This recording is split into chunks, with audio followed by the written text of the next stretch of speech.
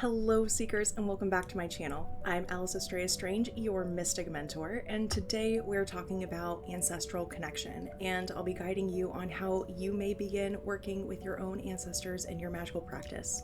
This video is designed for the beginner with no experience. It is the first installment in a series I'm going to be putting together on Ancestral Connection that will get progressively advanced in each video. So if you'd like to catch those future videos, go ahead and subscribe now. And if you're interested in more personal stories, practices, and tips to go along with this video, you can sign up for my email newsletter, Letters from the In-Between. Each week, you'll receive an email going even deeper into my latest video topic, helping you to integrate the magic into your life more fully. And now with that out of the way, let's get into it.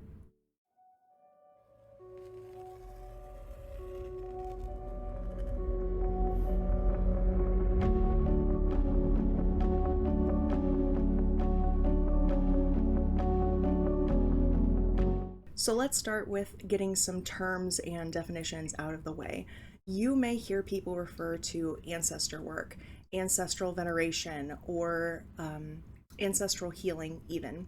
Ancestral work, or working with your ancestors in the context of a magical practice, is essentially somehow incorporating them into your practice, but how that looks will be very individual to each specific person.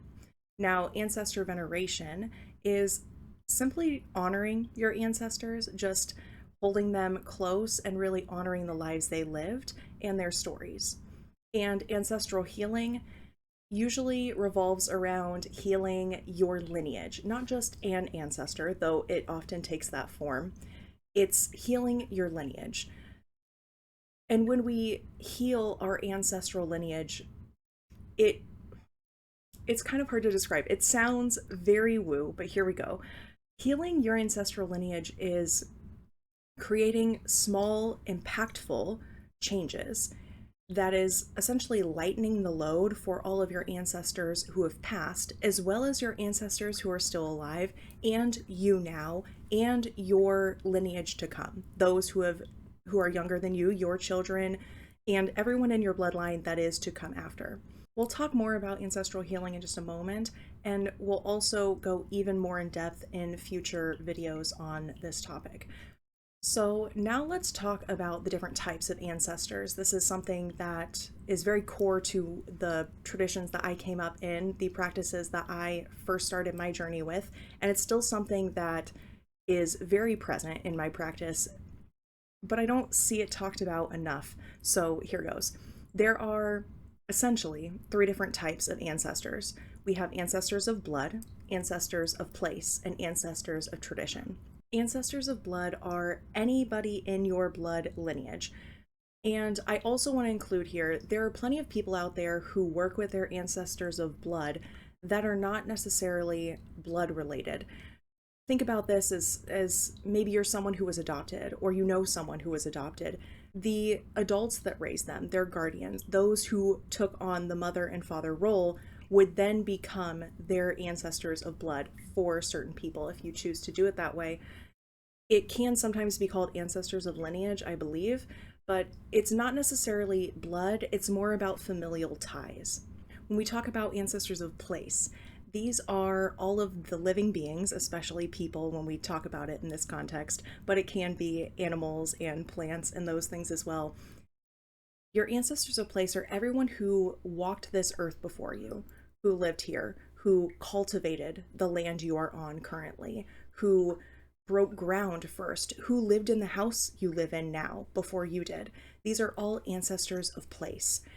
And I'm considering doing a whole video on ancestors of place because it's not something we talk about enough, and I think my practice of healing ancestral ties of place has been a really impactful practice, so let me know in the comments if you would like to see that video in the future. Now let's talk about ancestors of tradition. They are the people who created or put a lot of information, a lot of work into the tradition you follow, that specific tradition. So if you are pagan of some accord, then it would be whatever pagan tradition you're in. This works for Christianity. This works for literally any religion or spiritual practice out there. And it can be more of a personal thing. There are certain teachers, certain authors, certain people that I have learned under that I never met, right? And their work really did solidify and really build the foundation for what I do today. So I could see all of those people that created a big impact in my practice, though it is very eclectic and odd and rather modern, as an ancestor of tradition. I hope that translates. So those are the three types of ancestors you will find people working with in a magical practice, at least to my knowledge. Now, for the rest of this video, I'm going to say ancestors, but I'm referring to ancestors of blood or lineage, just to be clear. Now let's talk about the benefits of an ancestral practice. And these are going to be like the sort of magical returns or like life benefits that you'll see for yourself. So one is reconnection. And when I say this, I mean we live in a world where we are so disconnected from each other, from our purpose, from true meaning, from joy, and reconnecting to your roots, literally, what came before you, the people that came together to create you. This helps you to find such a deeper meaning to your existence and existence as a whole. So a big benefit of an ancestral practice is just reconnecting and starting to see things from a different perspective, a different view, and finding a more soulful purpose in life, a deeper meaning to why we're even here. Another benefit you'll see with working with ancestors is they are very protective. If we're talking from a magical lens, ancestors are incredibly protective, or at least they can be. They tend to be. I won't speak for everyone in every situation. Your ancestors kind of, it's like that grandma energy, that mama bear energy, where they want to protect you, they want to keep you safe, and they want to hold you, and that is essentially unchanged after death. They continue to have those feelings, a lot of them, not all of them, but they do tend to be really good protective allies. Another aspect of working with your ancestors that you may see benefits in is your abundance. I find this to be pretty funny, but very true. Working with your ancestors, they tend to want you to have a better life than they had. They want you to live an abundant life. They don't want you to struggle. They don't want to see you like financially fishing around, really in the throes of financial woes, because for them, that was either something they never had to worry about and they don't want that for you, or it's something that they did worry about and they don't want to see you go through the same thing. Now they're on the other side and kind of bring some spiritual assistance to make sure that happens for you. Beyond the benefits, right? I think the better question is why? Why do people work with their ancestors? And I think it's because when we talk about the benefits of working with ancestors, we're kind of taking the surface level, the what do I get out of this sort of approach. And it can tend to be a little more short-sighted. So let's talk about a deeper layer, a more nuanced layer to why people work with their ancestors. First, we talked about reconnection as a benefit. I think why people work with their ancestors takes this to another level. We are reconnecting with our history, with culture, with tradition, and understanding the cultures we came from, the traditions we came from, is so incredibly important to understand what we're even doing here, to understand how to move through the world better, to understand ourselves and the way we were raised and those sort of things much better. We live in a society void of tradition, very watered down culture, if you will, in my opinion. And reconnecting with your ancestors, part of the process is learning and exploring those traditions, exploring the cultures that you came from, what your immediate family culture includes. And when we understand it and we explore it and we dive into it, there are really two benefits that come with this, as I see it. One is that with understanding our traditions and our culture, we are able to find that deeper meaning, right? As I spoke about, But also, two, is we're able to kind of edit. We're able to go in and revise and remove the things that don't serve us, realign, kind of repurpose the traditions that have been there, because just because a tradition has been around forever does not mean it's worth following. Traditions should be respected and honored, but they should be evaluated. They should be looked at and asked, does this actually serve me? Do I actually feel like this is benefiting me? Is it right for me? It allows you to reclaim a little bit of your agency, and to do that, to really know if it's right for you or not, is you have to really understand the root. You have to understand where it came from. I also think it's important to remember that not all traditions that don't serve us have to be thrown out. It's very real and very valid to want to revise traditions and make them new.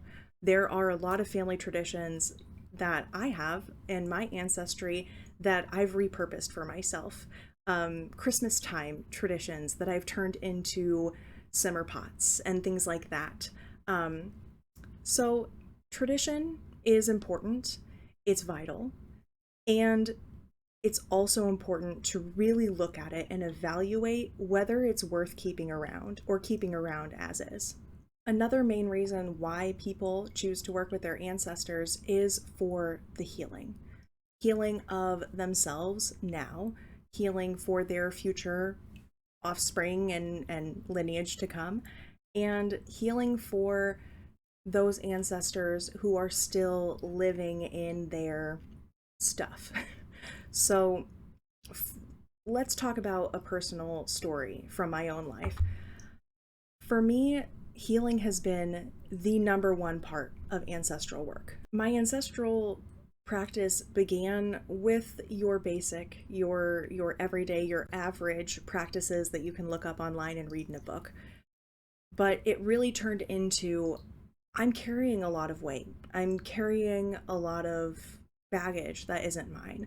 I'm seeing these patterns unfold in my family, in my living ancestors. That is just a repeating cycle that's not serving anyone.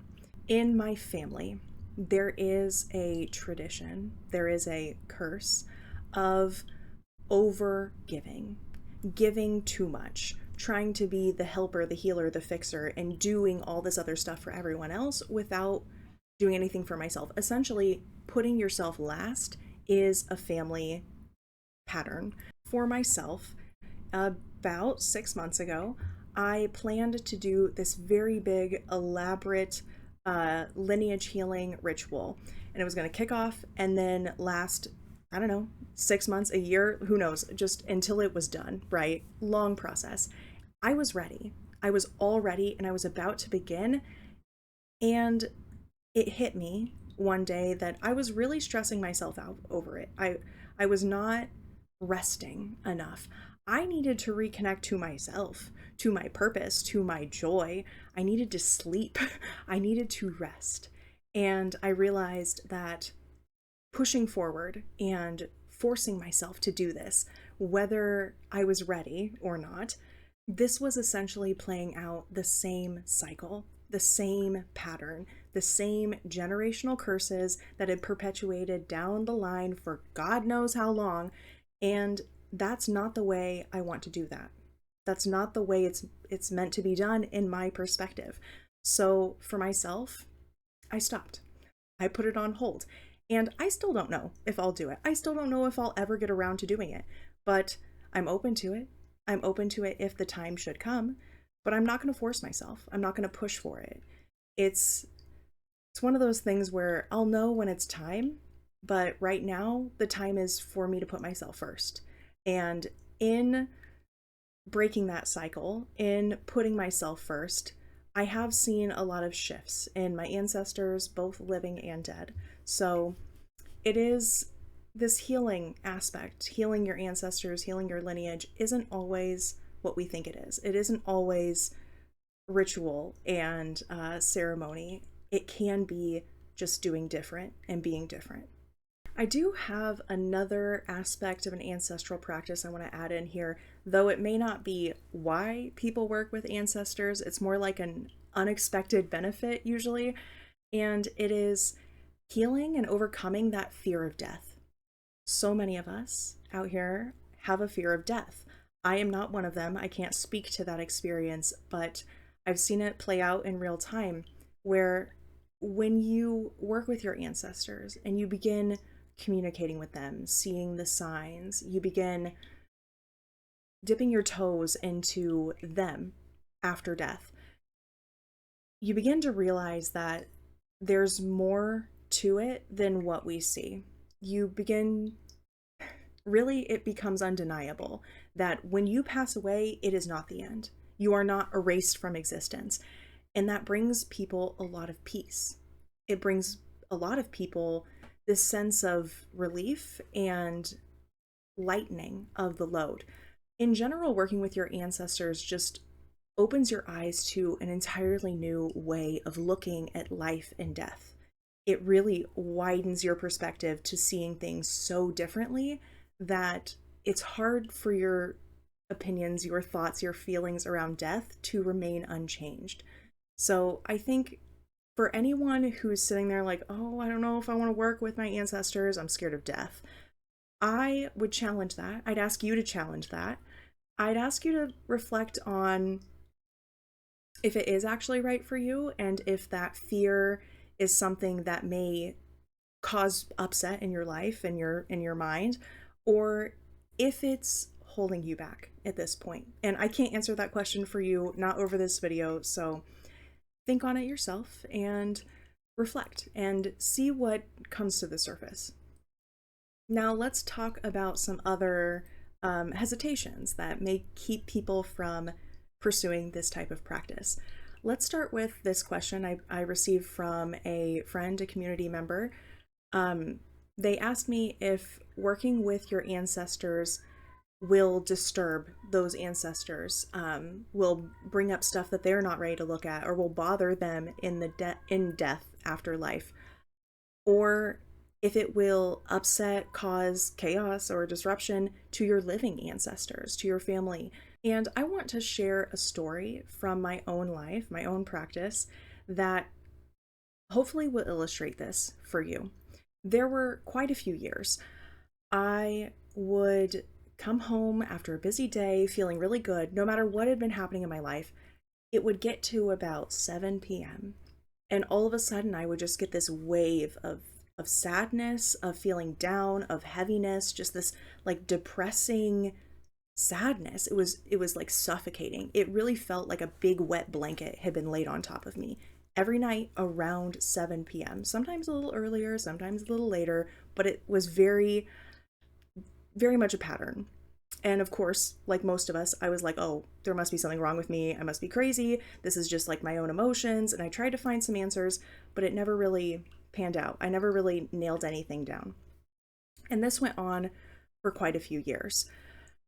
This began a few years before I began working with my ancestors, to be clear. Had never opened that door.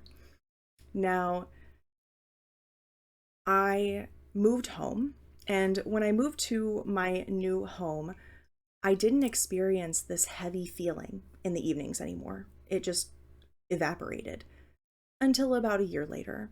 And in the course of that year, I had started working with my ancestors. I had started deepening my practice and understanding my own mind, the way my emotions work, the patterns, and had been a lot more careful about spiritual hygiene and those sort of things. And all of a sudden one night it hit me again, that heavy, that it was just a wave that like washed through me. And before I really consciously chose to say anything, out of my mouth came the words, oh, this isn't me. But this isn't me.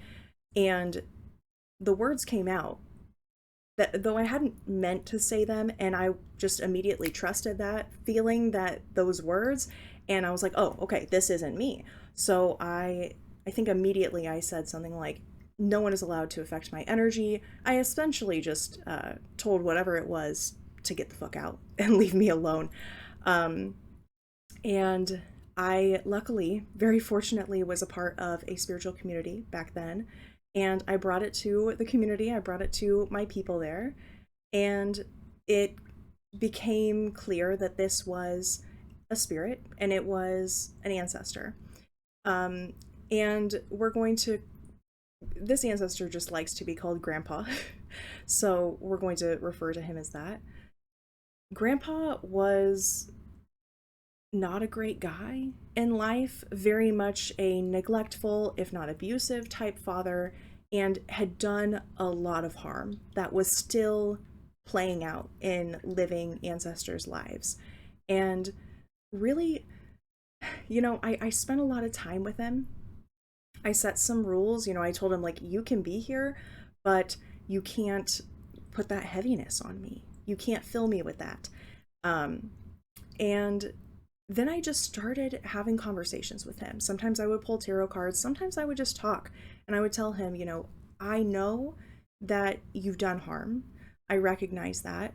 And I also feel how very sorry you are, how much remorse you have. And no matter what you did, no matter where you are now or what that looks like, I forgive you. I think it's okay. I think you're worth it. You have so much remorse that it is keeping you stuck here. It's torturing you, essentially. And you don't need to carry that anymore. You are forgiven. And like a switch, that shit flipped. He became this like silly type of guardian spirit. And Grandpa freaking loves bread and coffee. It's just been like a long standing joke with my friends that were around at that time that hanging out in our psychic circles and trading readings for each other, we would constantly just hear bread, coffee, coffee, bread. And that was my sign that he needed some more offerings. So, all of this to say, this heavy feeling and this sensation that I did not know, I thought it was me, right? It all began before I even opened the doors. And the doors, or this situation didn't end until I did start working with my ancestors, until I did heal this ancestor through just love and compassion. So, will working with your ancestors disturb the dead? No. In my experience, no. It quite the opposite. It tends to bring so much light and so much healing that there's really nothing to worry about. Now, does it disturb your ancestors that are living? In my experience and in my practice, my traditions that I learn under, healing your ancestors, working with your ancestors, is a healing that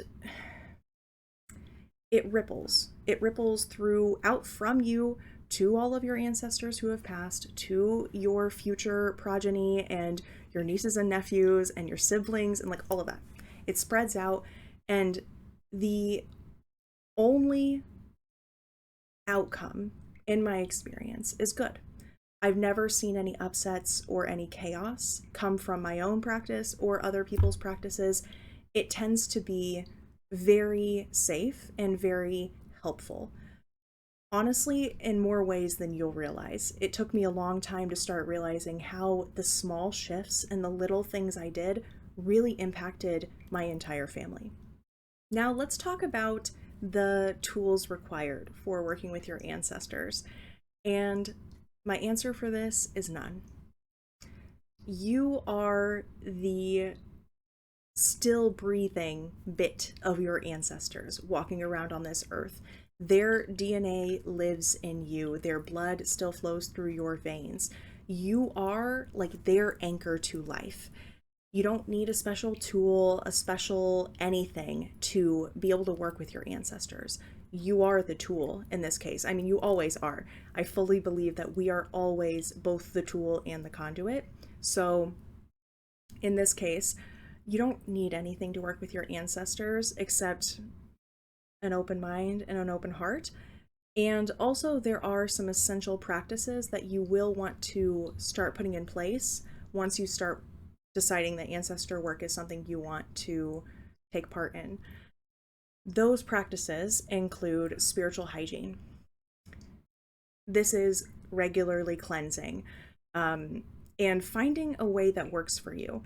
I have plenty of great videos out there for everyday cleansing and whole house cleansing rituals and all sorts of stuff. So if you're interested in cleansing in my practice as a neurodivergent person who never seems to have enough time, you can definitely check those out. I think it's also important to keep up on spiritual hygiene in the regard of just taking care of yourself. I think this may be something that feels confronting, but I don't mean like all the self-care and always resting and doing everything right and eating healthy and exercising. That's not what I mean. What I mean is nourishing your spirit. Don't give and give and give to an ancestral practice if you're not also giving to yourself. This is one of my big points I always make with people who are beginning this work is if it starts to feel draining, if it starts to feel like an obligation, something you're not looking forward to, it is not only okay, but the best outcome to just pause, to just put a pause on it. If we are feeling drained and still giving and giving and giving, it's only going to lead to things that we're not looking for. It's not going to feel great at the end of the day. Is your life going to blow up in your face? No, but it's not going to feel great. It's going to drain you, and that energy tends to leak into your work. In my practice, I've had so many times my ancestors are like, girl, chill, go take a nap, stop. So take some wisdom from my ancestors and from me, and always feel free to just hit the pause button when you need to. Another really important practice to have when working with your ancestors or any kind of spirit work is boundaries with spirits. Now, boundaries with spirits is probably something I could make an entire video on. Comment below if you'd like to see that. Comment boundaries or something. Let me know if you want to see that in the future. Boundaries with spirits in my own life and my own practice looks like this. I give my ancestors a place in my home. They have their altar, but I also say like, okay, this is your spot. This spot is for you. You're always welcome to be in this spot. Grandpa, your spot is this area. You're always welcome to be here. I also set like off limits areas. No spirits in the bathroom. It's weird, man. It's weird. I don't know. Maybe it's not weird to you. It's weird to me. I also will say no ancestors in the bedrooms. I'm sleeping. Please don't be walking around in there trying to get my attention. No go. I also set boundaries on how I want to receive communication. I have very specific signs that they'll send me. I have boundaries in how I don't want to receive communication. I ask them not to send me nightmares. I ask them not to disrupt my sleep.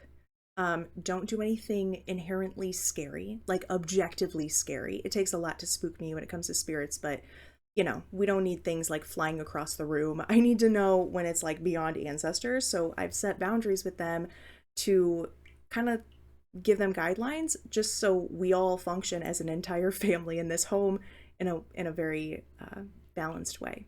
Another part of boundaries with spirits is just being able to say no.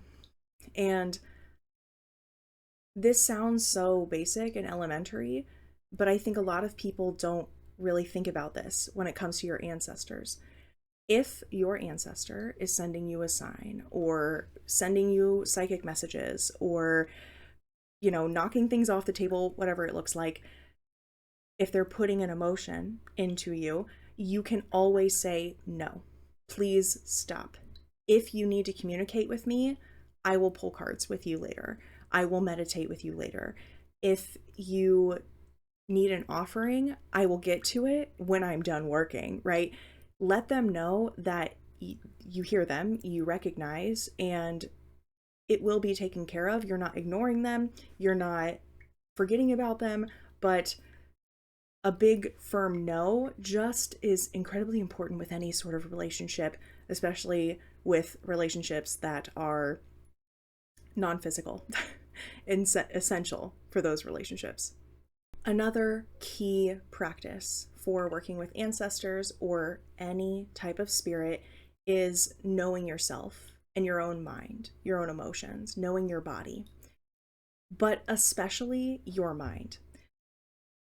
Now, we all kind of think we know how our mind works, but until you've spent a lot of time sitting in meditation, and I'm gonna like back up here in a minute and talk about accessibility, but let's talk about this as a whole first.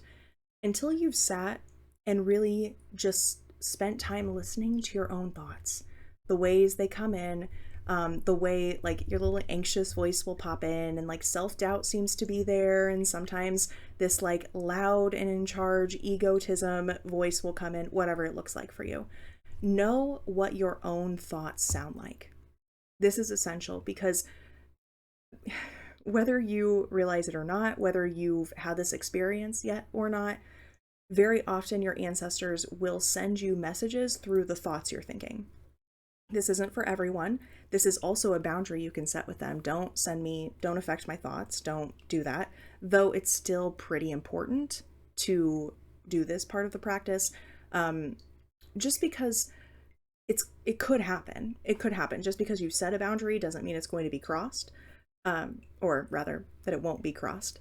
But knowing yourself really allows you to notice when a thought comes in that feels very foreign, that feels unlike yourself. And that may sound scary, and it's really not. It's really not. It means that you're tapped in. It means that you're connected. It's not something to be afraid of. It is something to just know as a possibility and work with it, move with it. And if it happens and it bothers you, you don't like it, you can always say, hey, please don't do that. And generally it will probably cool down. So knowing the way your own thoughts sound really is discovered in meditation. Now let's talk accessibility. I know not all of us have the time, not all of us have the attention span, not all of us have just like the ability to sit for a 20, 45, 50-minute meditation. That is unrealistic for a lot of people. And it is also a skill you can build. Now, meditation doesn't have to be just the sitting and noticing your thoughts. It can be other things, but if you're going to begin working with spirits or ancestors, I encourage you to start taking time to listen to your thoughts. And I really do encourage you to do this in meditation. Journaling, like that's one way to do it, but we tend to sort of choose the thought we want to write down. So sitting for literally 2 minutes. 2 minutes is enough, at least when you're starting. Especially when you're starting, you need to build up to it. This is a muscle that you will strengthen. But sitting for 2 minutes every time you get the chance. If you are taking public transportation or you're waiting in a doctor's appointment office, or, I mean, it's really best to do in the quiet of your own home when you are not being affected by all sorts of energies and people and stressful situations. But it's a really good thing to fit in right before you go to bed or first thing in the morning. Great beginning or end to your day. But taking 2 minutes and just noticing the way your thoughts come in, just listening to them, hearing them play out, that inner chatter. And you don't need to do anything except listen and pay attention and notice them. And once 2 minutes is like a pretty normal thing for you, then try doing 3, then try doing 5, and work your way up. Now, is it great to do every single day? Yes, but not everybody gets to do that. For me, I try to fit it in just when I have the time. I work from home. I do this here all the time. So I'm very fortunate in that if I'm having a rough day, I can take a lunch break and do a meditation if I want to. But generally, every day to every couple days, sometimes I'll take a break in there, a 2 minute, a 5 minute, a 10-minute meditation just to really stay up on my skills. And let's be honest, let's be really honest right now. I have really let my meditation practice slide. So I speak from a place of really getting that I don't want to meditate. I don't want to be doing this. I have better things to do. I have more exciting things to do. But it is essential. It is essential not just for a spirit work practice, an ancestral work practice, but also just to understand yourself and to come back into a little bit of a balanced state. 2 minutes really does make a big difference when you have a busy freaking day. And building repetition and doing it more and more also has other benefits. You start to trust yourself a little bit better. It becomes easier. You'll be able to be more calm and peaceful throughout your day. So start small, work up, fit it in where you can. If you're someone who has a hard time with holding yourself accountable, give yourself like a short-term challenge. For a week, I'm going to meditate every day for 10 minutes. Or for 30 days, I'm going to meditate every other day for 5 minutes, or in increasing length. Just find something that works for you, that fits, and start to begin to know your mind. Start learning the way your thoughts sound. Now let's get into some practices you can use to start working with your ancestors and beginning this connection journey. And we're going to work from the most accessible, the easiest practices to like the most in-depth and like consuming of resources, practices that you can incorporate, just to give you a good spectrum of all the things that are out there, or at least the ones that came to my mind today. So the first is just talking to them. Surprise, it works that way. It really works that easily. Just talk to them. Begin to talk to them as if they are in the room with you. If you're beginning your practice, it's always a really good idea to sit down and intentionally invite one ancestor or your ancestors to begin connecting with you. Just simply laying out like, hey, I want to get to know you. I want to connect with you. Please feel free to send me signs, or whatever that looks like for you. You can tell them your plans. I plan to spend more time meditating. I plan to talk to you more. I plan to just spend time thinking about you more. Be realistic with your energy and your abilities to like follow through, but inviting them in intentionally, saying it out loud, is a really great way to start that process and kind of kickstart that door opening. Now, once you've done that invitation, you can just talk to them as if they are in the room with you. This is actually really healing for a lot of people, to be able to just vent about your day, talk about what you're worried about, tell them all the cool things that you've done. You've hit a milestone, you have something that you're excited and you want to celebrate, share it with them. Just say it. And it doesn't have to be like in meditation, in an altered state of consciousness. You can. That's definitely an option. We'll get to that. But just talking to them like they are a person in the room with you. This is showing them that you care. This is showing yourself that you're believing this, right? Even if you're doubtful, even if you start to tiptoe between like, oh, is it real? Is it not real? That's okay. Just take the leap to trust and begin to talk to them. Now, our second practice that I find is incredibly powerful for ancestral connection is meditation. Now, meditation's important to just get to know your mind, right? That's one version. But meditating to connect with your ancestors can be a guided meditation. It can be a journey. It can be whatever you want it to be, honestly. I have not looked for meditations to connect with your ancestor online. I don't know what ones are out there, if there are good ones, if they exist. I'm sure they do. But start to play around, if you have a spirit guide meditation that is your go-to that you love, use that. That works just fine. But setting the intention to connect with your ancestor that you are currently working with, or to connect with whatever ancestor wants to come through that day. And if you're someone who's not super experienced with meditation, that's okay. You don't have to do this. I would encourage you to try, because whether you're picking up on them or not, whether you are sensing them, feeling them, hearing them, seeing them, you're still setting that intention and following through with an action.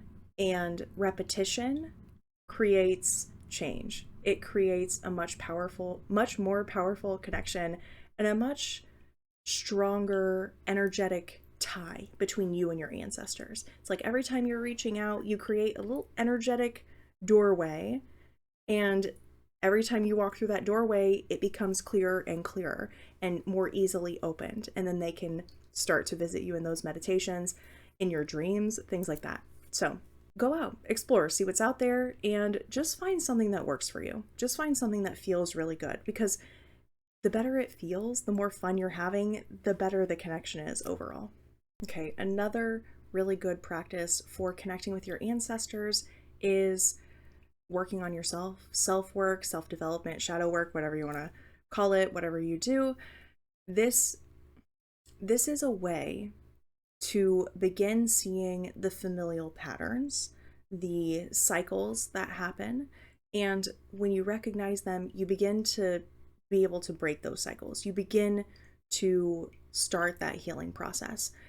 And whether you plan to do any ancestral healing or not, doing the work for yourself is inherently healing for your ancestors. I fully believe that as we heal ourselves, we also heal our ancestors, and we heal our children and our children's children, right? So we begin to create healing that goes far beyond us. And I think that's a really important part of what we do. I think it's a really important part of ancestral connection is bettering yourself. I have done a lot of familial patterning around money, financial traumas and cycles, around religious trauma, the witch wound. Like, those are a lot of the healing practices that are very real and present in my ancestral practice. And I believe I think I said this earlier. When you start to notice the patterns and choose different, choose to do better, to be a different person, you are healing yourself, you're healing your ancestors. And here's the thing. Once you can realize, okay, let's do a real life example. I think the number one familial curse that exists in my family is relationship issues. And on my mother's side of the family, people always end up getting with partners who are very domineering, controlling, whatever you want to call it, and just toxic relationships, right? Now, just recognizing this as a pattern and seeing it, it allows you to separate yourself from it a little bit. It allows you to say, oh, I'm not the entire problem. I'm not the one who began this. I'm not crazy. I'm not bad. I'm not wrong. This is a pattern, but it does exist in me. So I can now begin taking steps to change that. And it is a process, but seeing that this is a pattern that goes far beyond you and your now allows you to put space, and it can feel a lot less heavy in my experience. And that alone, that lightness, allows you to really start making change. And just grounding into the fact that it didn't start with me. It didn't start with me, but it can end with me. You feel? All right, another practice for working with your ancestors and connecting with them is learning about them. Learning about your specific ancestor, learning about your culture, your history, your tradition, just beginning to learn where the roots come from. Now, this can be done through, Ancestry.com and places like that. It can be done through, going to the hometowns, your hometown, and looking back in the old town history books. Those are so fascinating just to dive into and start reading all the little weird things that they put in there. you can start to really break down and look at little glimpses of their life. I think the best way to learn about your ancestors is from your living ancestors, from your parents and your grandparents. Talk to them. What was your mother like? What was great grandma like? And just ask them, like, get curious. I think this is the best way because, one, it's honoring that very ancient tradition of oral tradition, oral history being passed down person to person. It's really like aligning with the ancestral, uh, very ancient ancestral way of doing things. So it is a way to honor them as you're learning about them. It's also really good because spending time with your living ancestors is also a great way to connect with your passed on ancestors and a really good way to honor them as well. So spend time with your parents and your grandparents and all the people and just get curious. Ask them, what was it like? Here's another very fun practice. It is music and dance. So if you know that your family is from a certain part of the world, you can look up traditional music that is from that culture. You can listen to specific songs that your ancestor loved to listen to if you happen to know some of those. If you know a genre that they enjoyed or like an era, right? If they were, I don't know, if they were someone who was like alive in the 80s and you can kind of guesstimate, right, that they may love 80s music. So you can just jam out to that stuff to honor them. Now, even if you have no clue, you don't know what part of the world, you don't know what their specific songs that they liked were, you can also just dance. Now, when we dance, this is a way to connect with our ancestors going all the way back. Dance has been around in every culture, in every pocket and corner of the world for as long as we're aware of, right? Dance is such an inherent human urge and desire. And allowing yourself to just dance, even if especially if you're not good, honestly, there's probably some healing to do around that, but just dance. Moving your body, the way I like to put it, is like moving your body is speaking a language that your ancestors will understand, no matter what time, culture, language they came from. So dance is a way to connect with your ancestors, and music. It's all about the intention in this one, really. And let's actually talk about setting that intention for these practices. This really is as simple as saying, "Hey, Grandma, doing this one for you. Doing this for you." Be with me as I go talk to my mom. Be with me as I listen to this song and think of you, right? You can also get yourself some kind of talisman or specifically wear a certain piece of jewelry every time you want to honor your ancestors. For example, this was the main ancestor I work with. This was her necklace back in the day. She probably never wore it. She was not a jewelry kind of person, but it was hers and it was passed down to my mother and now me. And it's the first heirloom I ever inherited, and it is one of my prized possessions. Goodness. So every time I want to bring my ancestors with me or I'm doing something in honor of them, I wear this necklace. Just as like a physical reminder that this is what we're doing here. All right, another practice to connect with your ancestors is doing activities they loved. And this is a really, really fun one. I really enjoy this one in my own practice. This, for me, usually takes the form of gardening. My great-grandmother is the main ancestor I work with, and she loved to garden. She was obsessed. And there were specific plants that she grew that are kind of like family legends at this point. Oh, she loved that plant. She loved this plant. So for me, I try to grow those plants or just gardening in general. Even if I'm repotting my plants in here, I'll just say like, "Hey, Grandma, doing this one for you," right? Just like I said, I'll be like, "Hey, I'm gonna connect with you as I do this gardening. Be with me." I hope I honor you in this. I want to honor you in this. So, um, activities that your ancestors may have enjoyed: fishing, right? It could be doing art. It could be going to antique stores. Like, these are the conversations you will have with family members. These are the obituaries that you look up, right? You'll start to piece together little things about them that they enjoyed, and doing those activities in honor of them to connect with them is an incredibly powerful practice that is also super fun and gets you out of your shell, gets you like trying new things, which is always a good thing. Now, if you don't know any of that information, this is always a good go-to for me, and it works for everyone and every ancestor, in my opinion. And it is slowing down, especially connecting with nature.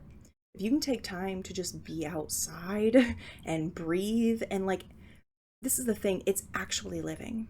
Because in life, we're on our phones and we're on the internet and we're like we're just like talking to people and we're running these busy lives, just going. But when's the last time you actually stopped to breathe and just be in the present moment? When's the last time you actually just lived, right? Like, lived real life, not real life by other people or real life by the internet. We're talking living real life, all right? I hope this is landing, because I don't know, maybe I'm ruffling feathers, maybe this is something that needs to be said, but when we slow down and connect with nature, it allows us to savor our time, right? And I think a lot of that, and why it works so well for ancestors, my guess is that they probably would have wished that they had spent a little more time just slowing down. They probably wish that they would have been able to spend more time taking a walk outside, right? Or just being, not worrying so much about the busy everyday. Taking time to just breathe and be and zoom out, reconnect with the purpose, the grand meaning in things. So, if you live in a city, that's totally okay. Just take a walk outside. If you can find a park, if you can find a patch of grass, lovely. If not, doesn't matter. If you have the ability to go out into like a forest type nature, do that. Like, spend time outside where things are like all alive. Nature is just so inherently alive. Like, when you're outside, everything is just living and just vibrating this vibrant life energy. And I think surrounding ourselves with living things, just as a little sidebar, my own opinion here is surrounding ourselves with living things and being outside where everything feels so alive helps us to feel more alive too. It helps us to reconnect to ourselves. Okay, this is one I forgot to mention, but cooking. Cooking is a great way to connect to your ancestors, especially ancestors that may have been more inclined to cook. Now, if you have family recipes that have been passed down, which is actually a pretty normal thing to ask your grandparents for or your parents for, so I encourage you to do that if you feel like trying it out. But even if you don't, just like follow that family recipe if you have it, that's wonderful. If you don't, just cook like the kind of thing that your family would have had at Christmas. You can kind of deduce that that's probably been a tradition. If you have any that have like always been there since you were a kid, any dishes, try doing some of that, or just cook like whatever you would normally cook and use it as a way to connect to your ancestors. Set that intention beforehand and just say out loud that you're doing this in honor of them. All right, now let's talk about ancestor altars. I'm sure a lot of you came here for this talk. So the first thing I always hear is, what are the requirements? What do I have to have? I don't think I have space for an altar. What do I do? So my guidance that I always give is, especially with your ancestors, generally they're not super picky. They're usually incredibly grateful to have you wanting to connect with them. So just the end of a bookshelf, like a little bookshelf like this, just setting like a single candle at the end of a bookshelf is enough. That is plenty. That is your altar. An altar at the end of the day is just a dedicated space. And for your ancestors, this is a dedicated space that is sacred, that just means like this is their little place for like in your life. This is their little place to be. That means that they are tied to your life in some way. They're still present for you. So as far as location, it can be a bookshelf. It can be the end of a shelf. It can be an end table. It can be really anywhere you're fitting it, as long as you're able to keep it nice and clean and tidy and you're still visiting it and those sort of things. Now let's talk about some items you may want to put on an ancestor altar that are some of them from my own life and some of them just like traditional that we use in a lot of practices and cultures around the world. So one is candles. The flame of a candle is often seen as like a way for spirits to come into this world. It's like fire creates and puts out energy as it burns. That's where that heat comes from. And there is a belief for some people that the energy that it puts out allows them to anchor in or take some of that energy or whatever. So candles are also a representative of life, of that spark of life within us. So candles are a really good symbolic and very practical thing to have on an ancestor altar. Another really great thing to have is water. Water is essential for life. We require it to go about our day and live. So on an ancestor altar, water can sort of represent like nourishing and the things it takes to be alive.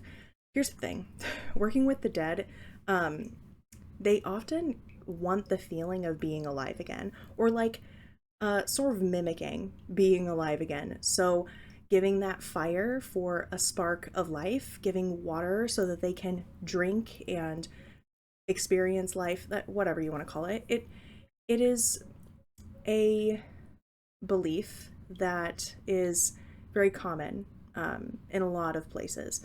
So a lot of traditions. So leaving water out for your ancestors, there's all sorts of other reasons why, but that's what I'll leave you with there.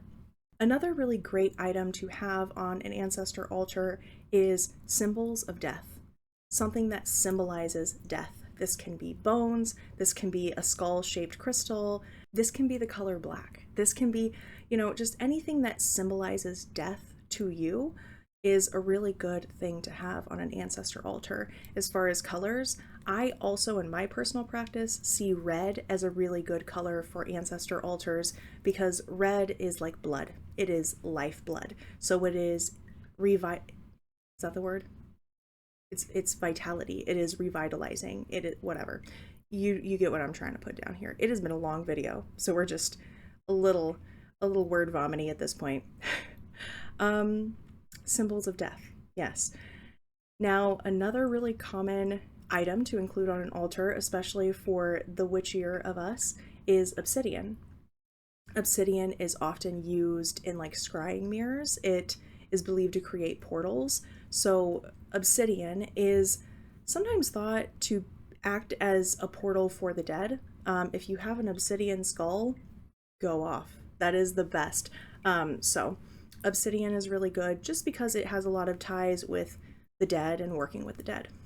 Something else you can add to an ancestor altar is things that remind you of your ancestors, right? For me, I've always kept stones from my hometown, which is, well, I'll talk about it in a later video, but very steeped in my family history.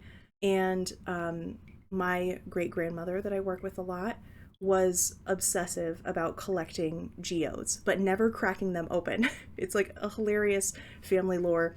And so I always keep a small uncracked geode on my ancestor altar.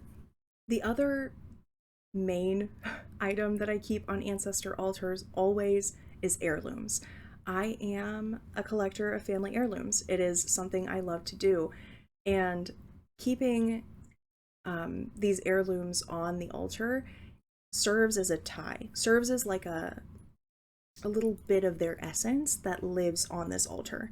Another way to do this is specific photos of your ancestors. Though it is a very common piece of advice to not put pictures of anyone living on your ancestor altar. So if you have a picture of someone who's passed with someone who's still alive, you probably would not want to put those both on the altar, just people who are already passed on. Why? I'm not really sure. I don't know what would happen, but that is what I've been taught, and it is how I've always functioned. So I thought I'd pass it along to you just in case it serves you. And finally, I think if you're going to put together an ancestor altar, even if it's just a candle, you should always have a place to leave offerings. I think offerings are a big part of an ancestral practice, which I'll talk about in a minute, but this could be as simple as a little plate, a tiny little bowl, a tiny little cup.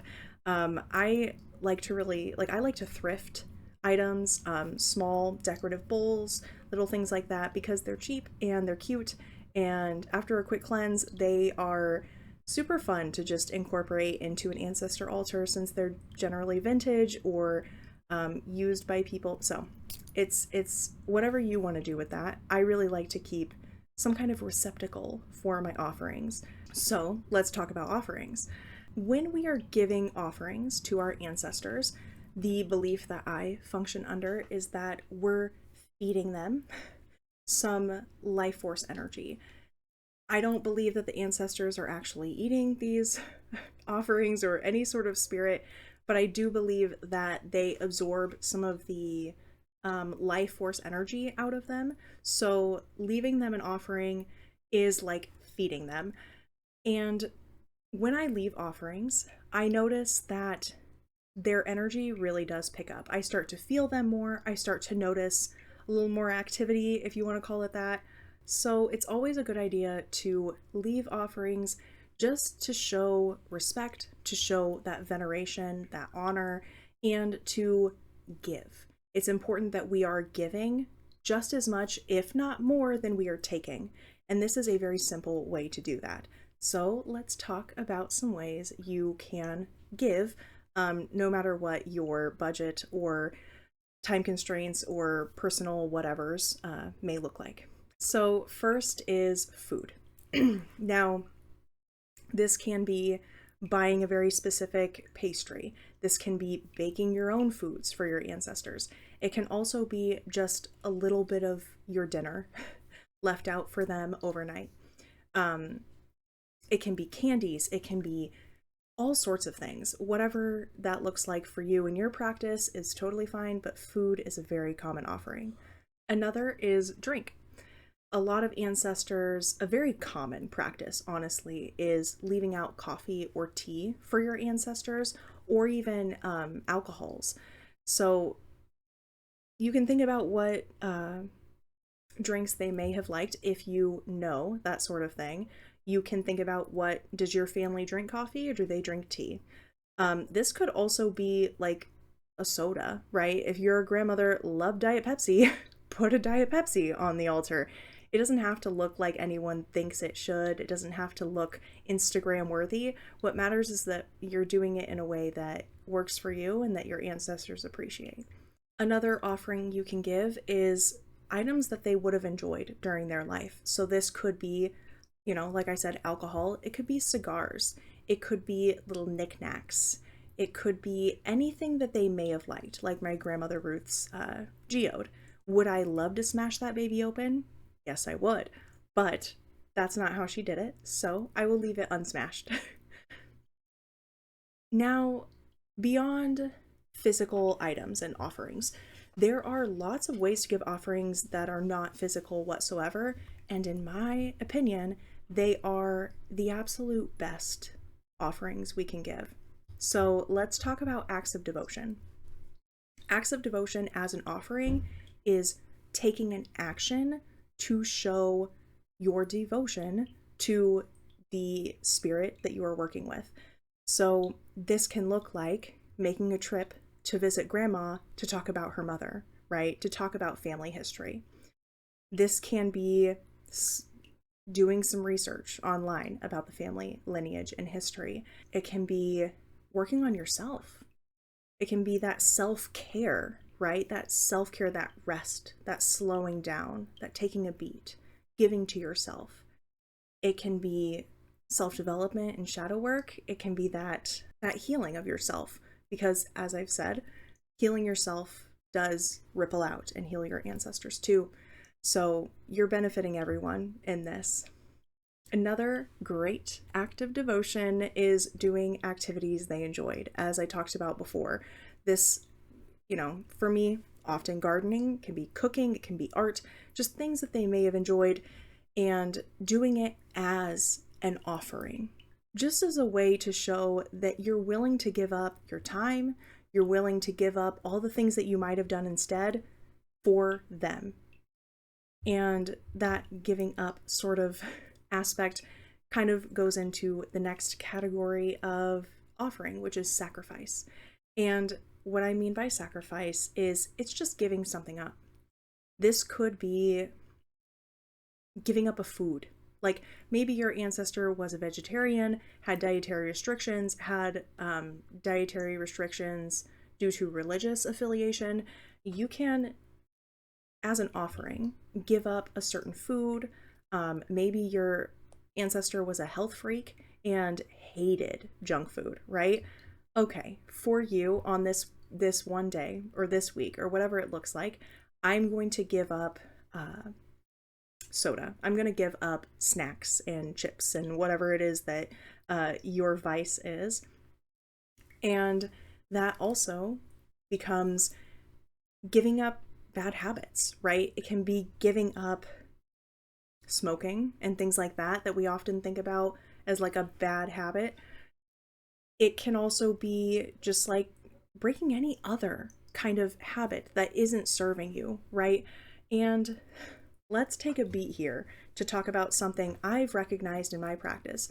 I've found that I've made incredible strides in my health and taking care of myself and resting, working on myself, journaling, meditating, by doing it as an offering, as an act of devotion, as a sacrifice for a deity that I work with, or my ancestors, or a spirit guide, or whatever the fuck I'm working with. I think some people may not jive with this, and that's totally fine. You don't have to take this if it doesn't work for you. But I have found that this is like the hack I need for my brain to like do the things I need to take care of myself. I start to notice like overworking, right? I start to notice I'm getting a little burnout on something, right? Let me take this as an opportunity to change myself and make my life better for myself. But the motivating factor, the thing that's going to hold me accountable, because I do kind of struggle with accountability, is I'm going to do this for my deity. I'm going to do this for my ancestors. I'm sacrificing this, giving this up as an offering. And in that way, I hold myself accountable. And it actually freaking works. It really surprisingly works for me. And my spirits eat it up. They love it. They're like, go off, take care of yourself, change, have a better life. And it's working. So take it or leave it. It has changed my life in no small way. Another kind of sacrifice that you can give is your time. This is walking in nature. This is visiting the graves of your ancestors. This is walking through a graveyard in general. If you're not local to those places where your ancestors are buried, that's okay. Just spending time walking through a graveyard or a cemetery and thinking about your ancestors, mulling over the existence, our existence, and life and death and all of that. It is a really good way to just give some of your time to your ancestors. So when it comes to giving offerings to your ancestors or any spirit you may work with, you can think of it as, what physical items can I offer? What actions can I take? And what can I give up? Whether it is something physical or just my time. And I really want you to remember, I really want this to be the key take home here, is ancestral connection is such a personal practice, and yours may look vastly different from mine. It may look nothing like it. And that's great, actually. I'd love for you to create a completely unique practice and go out and do and live your best life. That's what I'm here for. That's what I want to see. So my hope is that this video has opened you to finding the way that works best for you and your lineage, not a copy and paste sort of situation. In my upcoming email newsletter, I'll share even more practices and reflection questions to help you begin connecting to your ancestors with a really good, like, jumping off point, I'll say. And you can find the link to sign up in the description if you haven't already clicked it. And if you still are unsure of where to begin in working with your ancestors or this practice, if you're still left with a lot of questions at this point, you can definitely go to the link in the description and book a one-on-one guide and ancestor illumination session with me for some more hands-on support unique to you in your situation. I'd like you to take a moment to comment down below what you found most impactful in this video. What is your takeaway? What are you leaving with here today? And if you enjoyed this conversation, please hit the like button so I know to just keep making these, right? Your feedback really helps me to grow and to understand what you all want. So I appreciate any and all feedback. And as I've said, be sure to subscribe, hit that notification button so you can catch the next installments in this Ancestral Connection series. Thank you so much for taking the time and stopping by my channel. I'll see you next time. And until then, remember, stay curious, friends.